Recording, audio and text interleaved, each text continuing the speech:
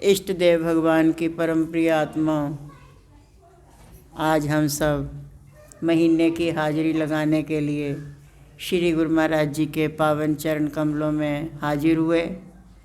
श्री गुरु महाराज जी से अरदास है हमारी अटेंडेंस लगाएं और अपना आशीर्वाद और अपनी कृपा बख्शें, ये उनसे बेनती है। आज ये आपका कोरोना काल सा चल रहा, बड़ी मुसीबत आई हुई है। जिसको देखो एक ही चीज़, जिसको देखो एक ही चीज़।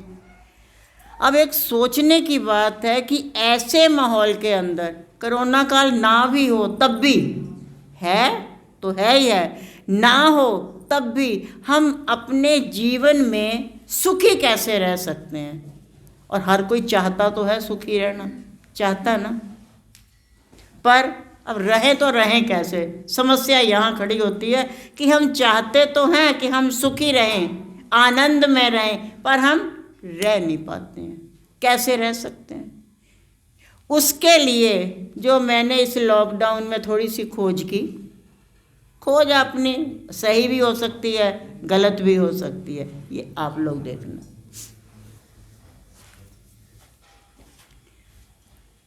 एक बात तो ये आती है कि हम फालतू की टेंशन ले लेते हैं, फालतू की, बेफालतू की।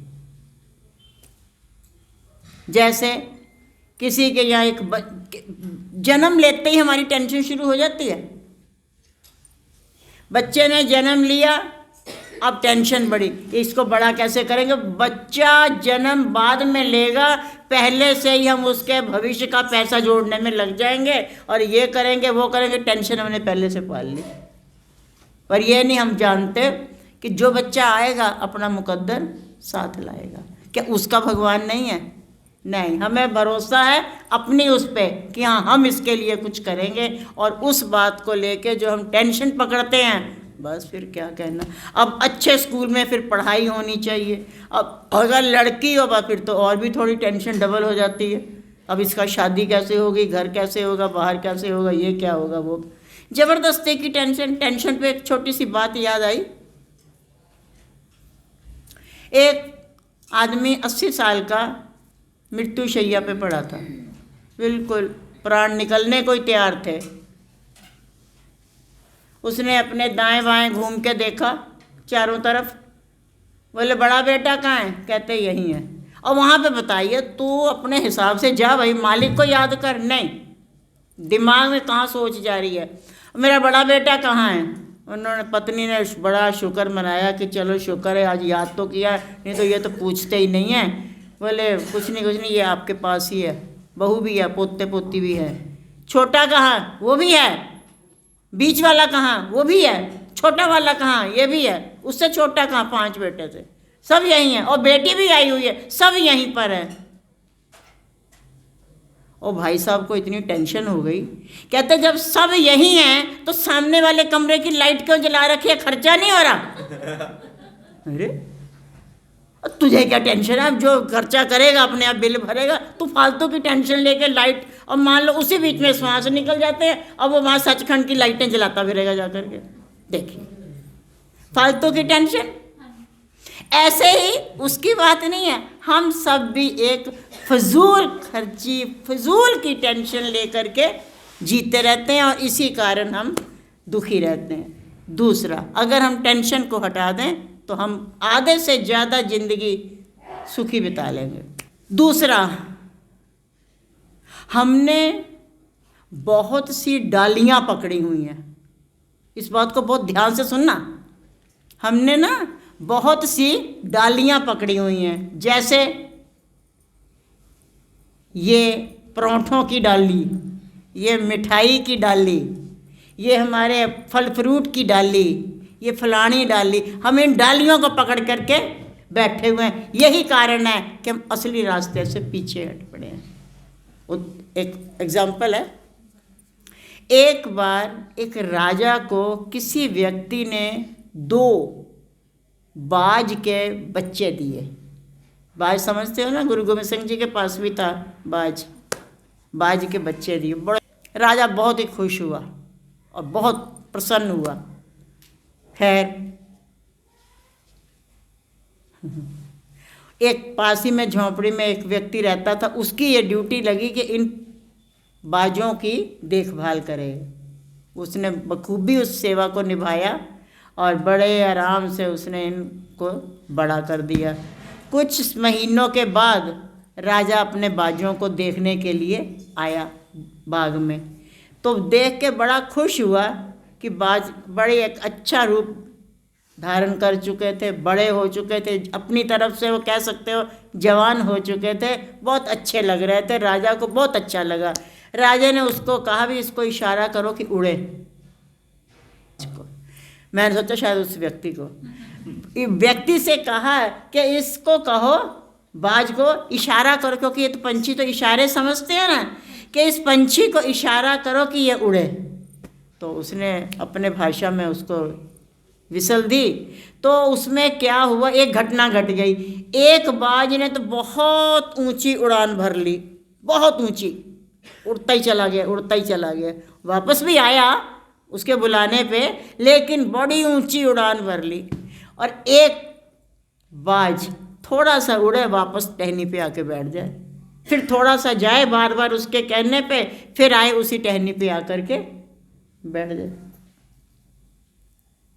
राजा को थोड़ा दुख लगा, फिर बात क्या है। एक तो इतनी ऊंची उड़ान, बाज काफ़ी ऊंचाई पे उड़ लेते हैं, एक तो इतनी ऊंची उड़ान भर रहा है, और ये दूसरा थोड़ी सी उड़ान एक मंजिल छत तक की उड़ता फिर वापस आके बैठ जाता। तो राजा को थोड़ा दुख लगा। राजा ने पूरे नगर में ढिंढोरा पीट दिया कि जो इस बाज को ऊंची उड़ान तक उड़ाएगा उसको मुंह मांगा इनाम देंगे। ये बाज आखिर क्यों नहीं उड़ रहा, ये बात किसी की समझ में नहीं आ रही थी कि आखिर ये बाज क्यों नहीं उड़ पा रहा। प्यारे, कई महीने बीत गए इसी ट्रेनिंग में, पर वो बाज नहीं उड़ पाया। थोड़ी देर उड़ता फिर आ जाता, फिर उड़ता फिर आ जाता। फिर कुछ दिन बीते तो राजा ने एक दिन देखा दोनों बाज आकाश में बराबर उड़ रहे थे।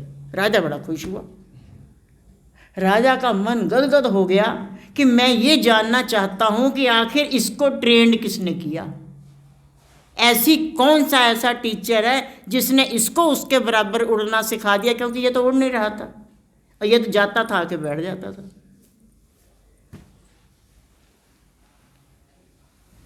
खोजा गया वे कौन है, आए सामने और ये युक्ति बताए। आखिरकार कौन है ऐसा जिसने इस बाज को उड़ना सिखा दिया। आखिरकार एक बुढ़ा गरीब सा किसान आया सामने कि ये कलाकारी इसकी है, इसने किया ये। उसने उसको स्वर्ण मुद्राएं और जो जो मोरे वोरे जो भी उसने मांगा तो कुछ भी नहीं, पर राजा ने खुश होकर उसको सब दे दिया।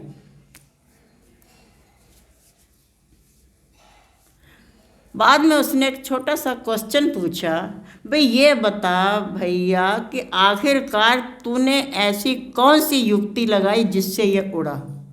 ये तो उड़ता नहीं था, थोड़ी सी एक मंजिल मकान तक मुश्किल से उड़ता था फिर आ जाता था। आखिरकार ऐसा कौन सा मंत्र तूने इसको दिया जिससे ये उड़ गया। किसान बोला, महाराज मैं गरीब किसान हूँ, पढ़ा लिखा मैं नहीं हूँ, सारी ज़िंदगी मेरी हल चलाते बीत गई है, कुछ नहीं मुझे आता, बिल्कुल अंगूठा टेक। बस मैंने एक काम किया, वो काम हम भी कर सकते हैं पर हमारे लिए बड़ा मुश्किल है। वो बाज तो काबू आ गया पर हम ना आ पाएंगे। किसान बोला, मैंने कुछ नहीं किया, बस ये एक बार उड़ा, पीछे से मैंने क्या काम किया, जिस टहनी पे आके बैठता था ना मैंने वो टहनी काट दी। अब जो देखा उसने टहनी है ही नहीं, तो साथी ऊपर जा रहा और कोई रास्ता ही नहीं था। फिर उसने साथी का पीछा कर दिया क्योंकि टहनी है नहीं और साथी जो है उड़ गया। तो सोचा अब मैं क्या जाऊं, तो कम से कम साथी ना बिछड़ जाए, और उसने साथी का पीछा किया और वो दोनों बराबर उड़ रहे हैं। प्यारे, छोटे छोटे प्रसंग एक हमको उदाहरण के तौर पे होते हैं मन को समझाने के लिए। जैसे हमारे मन के अंदर बड़ा आता विचार, भाई आज तो हमने ध्यान में ऊंची उड़ान भरनी है, भरेंगे आज तो हम खूब उड़ेंगे, खूब। लेकिन हमारे अंदर एक विचार आ जाता है, अरे वो नाश्ते का टाइम आया, आज आलू के परांठे खाने हैं। अब वो डाली आ गई आलू के परांठों वाली। अब वो परांठों वाली डाली इतनी मजबूत हो गई है कि वो काम रह गया, रसोई में चले गए, परांठे बनाए, अब आ गया आलस, अब ध्यान तो फिर कल ही होगा, हो गया काम गड़बड़। ऐसे ही पता चला कि जो है, सोचा अभी तो 1 बजने वाला, अभी तो दुकानें उकानें नहीं खुली होंगी, चलो कोई नहीं, थोड़ी देर ध्यान पे बैठते हैं। और ध्यान पे बैठे और ऐसा कुछ नहीं, अब तो कोई काम भी नहीं है, चलो जी बैठ गए। धीरे से उड़ते भी हैं, ऐसी बात नहीं, वो भी 1 मंजिल मकान तक उड़ा था, हम भी थोड़ा सा उड़ते हैं। और उड़ने के बाद एकाएक लगता है, अरे हुणे हुणे रोटी खा दी है, नींद आ रही, थोड़ी देर सो जाओ, नींद की टाली आ जाती है। अब वो नींद की टानी को कौन काटे, बड़ा मुश्किल है, क्योंकि अब खाया है।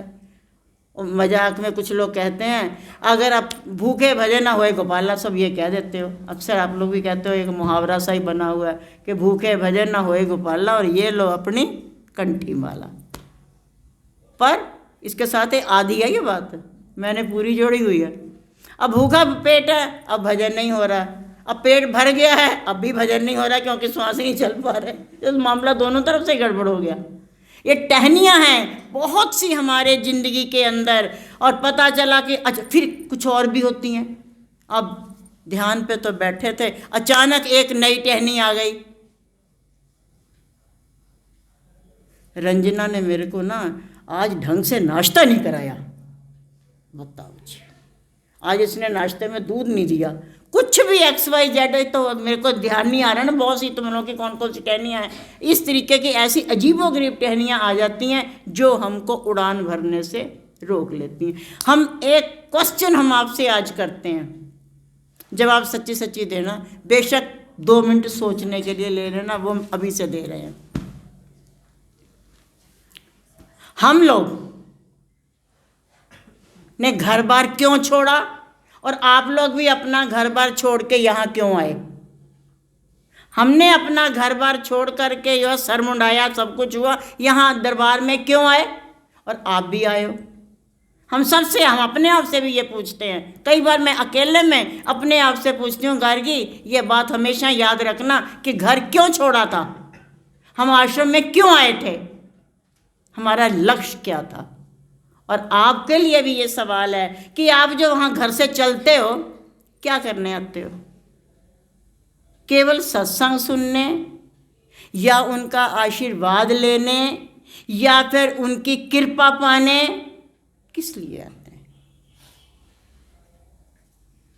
क्वेश्चन तो ऐसा ही है, पर आंसर ऐसा नहीं है, आंसर वैसा है। क्यों आते हैं हम? कईयों के रोज के नियम बने होते हैं दरबार में आने के, तो क्यों हम आते हैं दरबार में?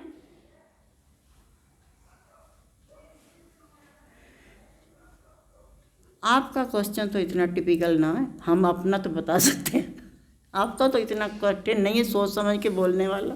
फिर भी आप आश्रम में क्यों आते हो? हमारा कोई एम तो होगा ना, लक्ष्य तो होगा, या केवल मुझे मिलने आते हो? चलो हम ये भी ऐड कर लेते हो, चलो बाई जी आई है तो चल पड़ते हैं, और अगर बाई जी नहीं आएगी तो फिर नहीं जाएंगे। ये भी एक क्वेश्चन है। इसका मतलब उनके लिए थोड़ी आए हो, तुम तो मेरे लिए आए हो, हैं? क्यों आते हैं हम श्री गुरु महाराज जी के चरणों में? नहीं बता पाओगे। हम आते हैं उनका प्यार लेने के लिए, केवल जो हम अपनी सोच बता रहे हैं। मेरे सोच ये है कि हमने जो घर बार छोड़ा है, केवल एक ही लक्ष्य है मेरा कि श्री गुरु महाराज जी मुझे पल पल तेरा प्यार मिलता रहे, और मेरा कोई लक्ष्य नहीं है। हाँ, उस प्यार को पाने के जितने स्टेप हैं उसको पार करने की बात है। हाँ, आप लोग भी प्यार को पाने के लिए, आपने गुरु महाराज जी का प्यार पाना है, उस प्यार को पाने के लिए प्यारे प्यारे भजन बोलोगे, प्यार से सेवा करोगे, प्यार से लंगर छकोगे, प्यार से सत्संग सुनोगे, प्यार से भजन बोलोगे, ये सारे के सारे स्टेप आपके उनका प्यार और कृपा पाने के लिए ही तो हैं। कि नहीं? क्यों भाई, और तो कुछ नहीं मिलेगा वहाँ से। यहाँ पे अब बोतल वोतल तो ना मिलेगी, प्यार ही मिलना। कृपा का नशा तो ज़रूर मिलेगा, और कोई भी नशा यहाँ से मिलने वाला नहीं है। और फिर हमारा ये लक्ष्य बन जाता है, हम यहाँ से फूल के, गुलाब के फूलों में जा रहे हैं, क्यारी के अंदर बीच सेंटर में एक फूल खिला हुआ बड़ा प्यारा, और मुझे वो तोड़ के गुरुमा जी के चरणों में चढ़ाना है। और चारों तरफ अभी बहुत से गुलाब लगे भी हुए हैं और फूल एक ही खिला। तो हम क्या करेंगे? सारे कांटों को झाड़ देंगे, सारी झाड़ियों को काट देंगे, या खुद बच के चलेंगे, या पैरों में चप्पल पहनेंगे और ध्यान से जाएंगे, फूल तोड़ेंगे और आके मालिक के चरणों में अर्पण कर देंगे। क्या करेंगे? तीसरा ऑप्शन शायद लकी होगा कि हम चप्पल पहनेंगे ताकि हमें पैर में तो कोई कांटा ना चुभे, और ध्यान से जाएंगे बचते बचाते और फूल को तोड़ लेंगे, क्योंकि मेरा लक्ष्य फूल था। ऐसे ही हमारा लक्ष्य उनका प्यार है। उनके प्यार को पाने के लिए हमें जो भी सुविधा मिलेगी हम उस सुविधा का पालन करेंगे, केवल एक को, कि बस एक तुम और एक हम। बीच में बहुत पता चला कि हम तो जा रहे थे मत्था टेकने के लिए, प्रथम आया, इसने रास्ते में मिट्टी बखेर दी। अब हम क्या वहाँ से आना छोड़ देंगे? ना, हम साइड से निकलेंगे ना। प्रथम को कौन पूछता, भाड़ में जाइए, इसने अपना काम किया, ये इसका काम है। हम साइड से बचते बचाते जाएंगे और गुरुमा जी के दर्शन करके उनका प्यार हासिल करेंगे। अपने लक्ष्य को हमें कभी भी नहीं भूलना चाहिए। एक बाज से याद आई, आपने सुना होगा अंबाले के अंदर एक गुरुद्वारा है बादशाही बाज, जो गए हैं जिन्होंने दर्शन किया पता होगा। गुरु गोविंद सिंह जी के पास एक बाज होता था, वो उनका पूर्व जन्म का मित्र था, जो इस जन्म में ऐसे करके उनके साथ रहता था। और दुश्मनों की खबर, सबसे बड़ा CID CC कैमरा वही था, कहाँ पे क्या हो रहा है उड़ता हुआ आता था और आके गुरुमा जी को बता देता था, फलानी जगह पे ये प्लानिंग चल रही है। पूरा चलता फिरता वो CC कैमरा था मालिकों का।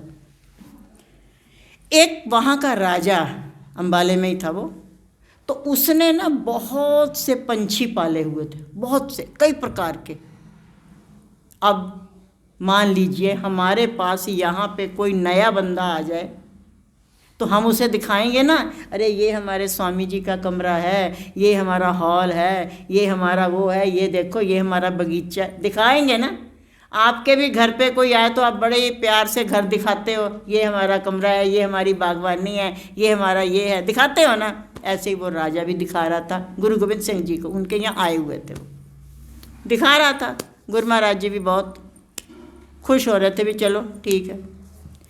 चलते चलते उसने ना कुछ कई किस्म के देसी विदेशी बाज पाले हुए थे, बहुत तरह के बाज थे उसके पास, और उधर मालिकों के पास भी एक बाज है।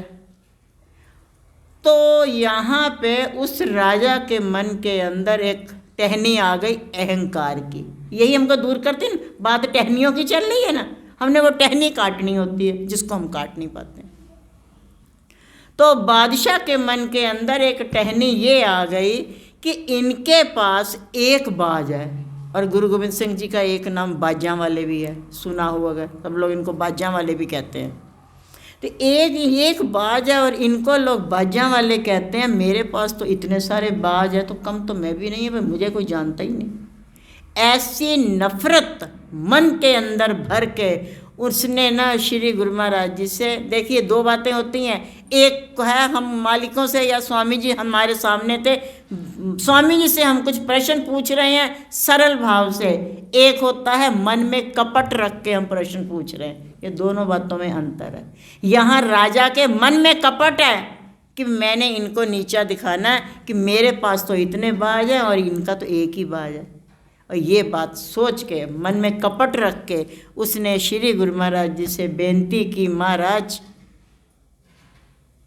मेरे पास भी बाज हैं और आपके पास भी बाज है, क्यों ना हम इन बाजों की आपस में लड़ाई करवा दें। उसको राजा के दिमाग में ये था कि इनका तो एक ही है, और मेरे तो बहुत सारे हैं और ये तो उठा के इनको मार देंगे और मेरा नाम हो जाएगा बाजा वाले, इनका नाम। ऐसा मन के अंदर कपट भर के और ऊपर से मीठा बोलता हुआ उनसे बोला कि जो है इनको आपस में कुश्ती लड़वा देते हैं। और वो तो अंतर्यामी थे गुरु गोविंद सिंह जी। उन्होंने राजा से कहा, राजन बाज से बाज को लड़ाया तो क्या बहादुरी है, बराबर का मामला, कोई दिक्कत नहीं। बाज से बाज को लड़ाया, कोई दिक्कत नहीं। ऐसा कर, तेरी तरफ से तेरे बाज, और उधर ना साइड पे कुछ चिड़ियाँ दाना वाना चुग रही थी, चींची चींची मचा रखी थी। तो गुरु महाराज जी ने उन्हें चिड़ियों की तरफ इशारा करके बोले, तेरी तरफ से तेरे बाज और हमारी तरफ से ये चिड़ियाँ लड़ पड़ेंगी। ये है कृपा, कैसे हो जाती है। राजा को तो और थोड़ा खुशी चढ़ गई, चिड़ियों के साथ बाज तो एक ही तो खुराक है इनकी, एक एक को उठा के खा जाएंगे बाज। और उनको आशीर्वाद दे दिया और क्या जा।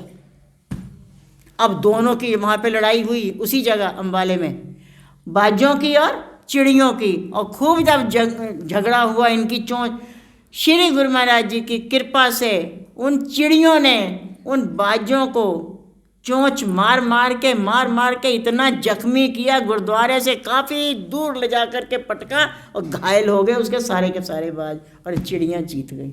तभी से ये शब्द है, चिड़ियों से मैं बाज लड़ाऊं, तभी गोविंद सिंह नाम कहाऊं, 1.25 लाख से एक लड़ाऊं, तभी गोविंद सिंह नाम को उन्होंने करके दिखाया। क्या है, वो टहनी अहंकार की थी ना, और जब तक वो टहनी रही तब तक राजा कृपा ना पा सका, और वो टहनी उसकी कटी ही नहीं। आखिरकार जब उसके बाज हटे, फिर वो मर गए, फिर वो राजा की वो टहनी कट गई, और उस टहनी के कटते ही फिर राजा झुका और उसने माफ़ी मांगी।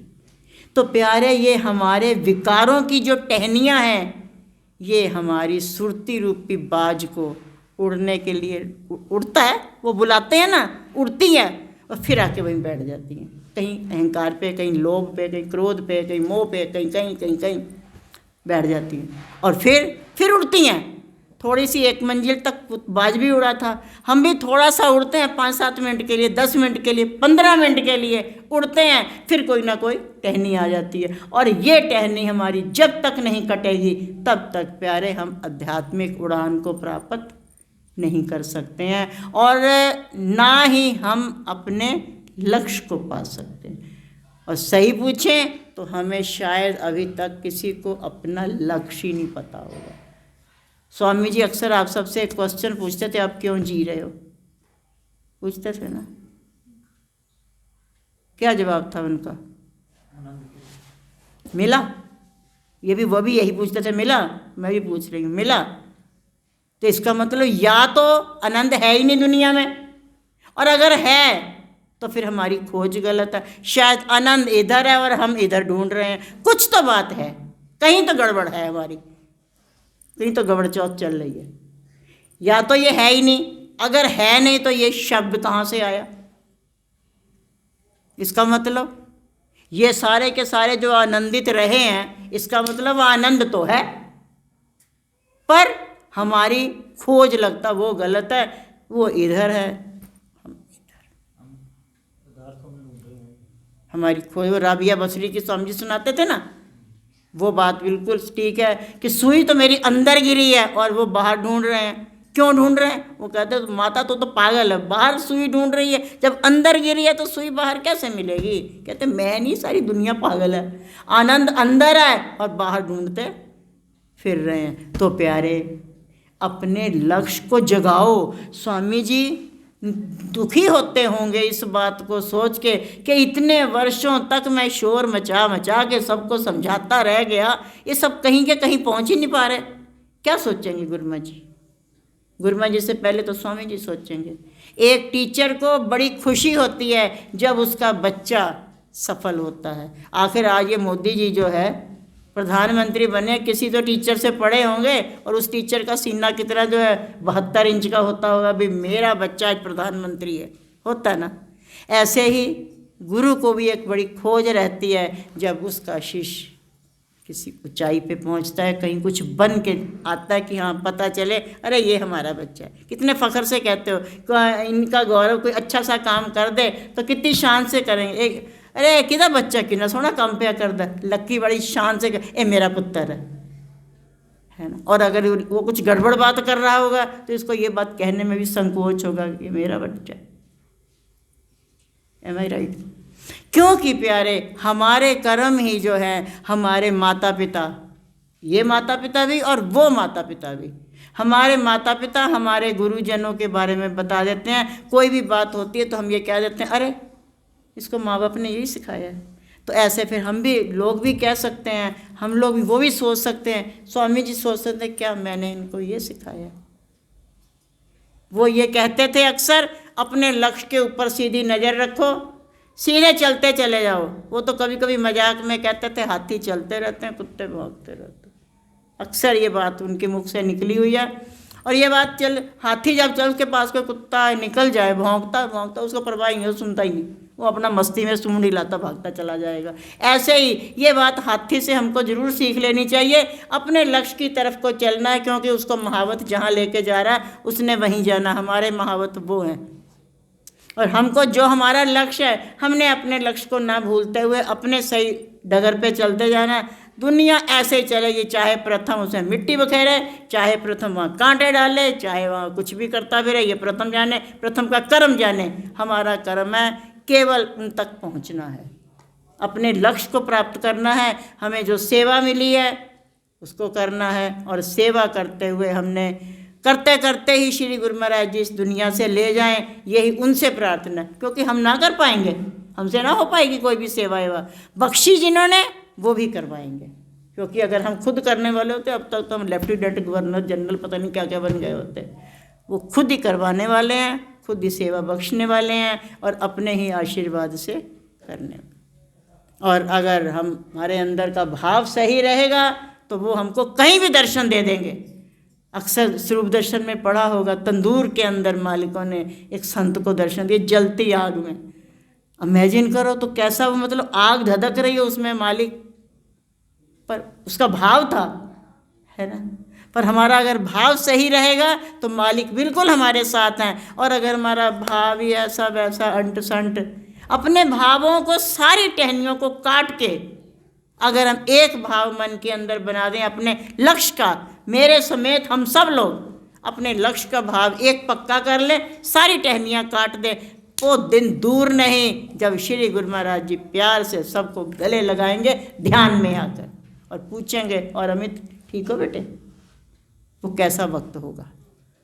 अमित ध्यान पे बैठा हुआ और गुरु महाराज जी ध्यान में पूछ रहे, हाँ अमित ठीक है बेटे?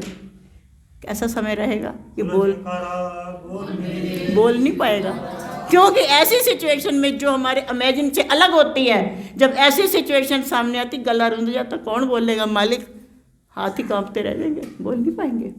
क्योंकि उनका एक जलवा, उनका एक नूर, उनका एक अपना ही रोब, उनका एक अपना रुतबा, और कहाँ राजा भोज और कहाँ गंगू थे। पर उसके लिए हमने एक ही काम करना है, कुछ नहीं, सब टहनियाँ काट दो, सब छोड़ो, और अपनी एक हमने सेवा का या दर्शन का या ध्यान का जो भी हमारी हैं, एक लक्ष्य को मुख रखना और सेवा करते चले जाना है। और ये बात पक्की है, एक दिन वो अवश्य आएगा जिस दिन वो आके हमसे पूछेंगे भाई तेरा क्या हाल है। वो राजा की कहानी सुनी होगी, बड़ी पुरानी है। एक बार राजा की सवारी निकली, एक गरीब सा बच्चा, राजा जो अच्छे अच्छे लोग थे उनसे पूछ भी रहा था, और भाई कैसे हो, और आपका क्या हाल चाल है। तो वो गरीब बच्चे के मन के अंदर बार बार आ रहा था, आगे आगे कूद के जा रहा था, फटे से कपड़े पहने उसने। फिर राजा मेरे से पूछे तो मैं बताऊं मेरा हाल क्या है, इन्हीं लोगों से पूछ रहे। तो राजा वो बच्चा बार बार जब आगे जा रहा था, लोगों ने धक्का दे के उसको पीछे कर दिया, राजा की सवारी आगे निकल गई। बड़ा दुखी हुआ बेचारा, बड़ा ही दुखी हुआ, और आके ऐसे चारपाई पे पड़ा जैसे बिल्कुल मुर्दा ही हो गया। क्योंकि उसका और कोई टहनी नहीं है, उसकी टहनी बस एक ही थी, उड़ान, मेरी उड़ान। उसकी उड़ान यही थी, बस राजा मुझसे एक बार ये पूछा भाई तेरा हाल क्या है, ये की उड़ान है उसकी। सब टहनियाँ काट दी उसने और पड़ गया। अब वो सबसे पूछ रहा है, लक्की भाई से कह रहा है, राजा मुझसे पूछेगा कभी तेरा हाल क्या? राजा ने कहा तेरा दिमाग खराब है, कहाँ राजा वो तेरे से पूछेगा, चल चल काम कर, उनसे पूछ उनसे पूछ उनसे पूछ सबसे। और इतने में वो संत जी मिल गए, वो बैठे हैं उधर। तो संत जी से पूछा, तो संत जी ने, ये ऐसे युक्तियाँ संत ही बता सकते हैं और नहीं कोई बता सकता। तो जब संत जी से पूछा तो संत जी ने एक युक्ति बताई, भी देख ऐसा है, राजा तेरा हाल तो पूछेगा पर उसके लिए तुम्हें थोड़ा सा परिश्रम करना होगा, अर्थात मेहनत करनी होगी। क्या? कहते वो फलानी जगह राजा का महल बन रहा है, बस तुम वहाँ चला जा, उठा टोकरी, ईंटें ढो, काम कर, मजदूरी कर, पैसा मत लियो। और अगर कोई पैसा वैसा देने भी लगे, वो शाम को बांटेगा खजांची, तो जब वो तुझे पैसे देने लगे तो कहना अपने घर की क्या मजदूरी, बस वो कह के निकल जाना। उसने कहा ठीक है। अब संत जी की बात पकड़ ली उसने। खैर जुट गया, सीधा ही वहाँ पे गया, उठाई टोकरी, ईंटें बदरपुर जो भी था ढोना ढाना चालू कर दिया काम उसने। लोगों ने देखा भी ये तो बिल्कुल ऐसे फर फर काम कर रहा है। कुछ लोगों ने कहा अभी नया नया है, कुछ समय के बाद आ जाएगा अपनी औकात पे। खैर उसकी स्पीड में कोई कमी नहीं थी, क्योंकि उसका लक्ष्य एक अपनी ही उड़ान थी, कोई टहनी नहीं थी उसके पास, एक अपने ही लक्ष्य के ऊपर था। वो करता रहा करता रहा। एक दिन काम करते हुए उसको उसके कैशियर ने बुला करके पूछा, भाई तू ये बता रोज़ शाम को कहाँ गायब हो जाता है, पैसे क्यों नहीं लेता? कहता अपने काम का क्या मजदूरी, राजा अपना ही तो है, अपने काम की क्या मजदूरी। राजा उसने सोचा ये और अजीब आदमी है, ठीक है ये सारे सबका राजा है, पर ये तो ऐसे बता रहा जैसे राजा इसका रिश्तेदार है। खैर जी कोई बात। करते करते जी वक्त ऐसा आ गया, बिल्डिंग बन के तैयार होगी। एक दिन राजा ही आ गया बिल्डिंग को देखने के लिए, ये तो अपनी स्पीड में काम कर रहा था। राजा ने उसको देखा कि जितनी देर में दूसरे लेबर एक टोकरी लाते, ये 2-3 टोकरी ला के पटक देता, स्पीड से काम कर रहा था। राजा को बहुत अच्छा लगा। राजा ने मंत्री से कहा भी इसको ना कैशियर से कह दो कि आज इसको थोड़े ज़्यादा पैसे दें, देखो कैसे मेहनत से काम कर रहा है। जब कैशियर तक बात पहुंची तो कैशियर ने आके सीधा राजा से कहा, महाराज इसका तो हाल ही अजीब है, ये जब बिल्डिंग बननी शुरू हुई थी तब से लेके आज तक ये काम कर रहा है, पर उसके बाद एक नई बात ये है, आज तक इसने एक पैसा भी मजदूरी का नहीं लिया और ऐसे ही काम कर रहा है, स्पीड इसकी ऐसे ही है पहले दिन से लेके आज तक।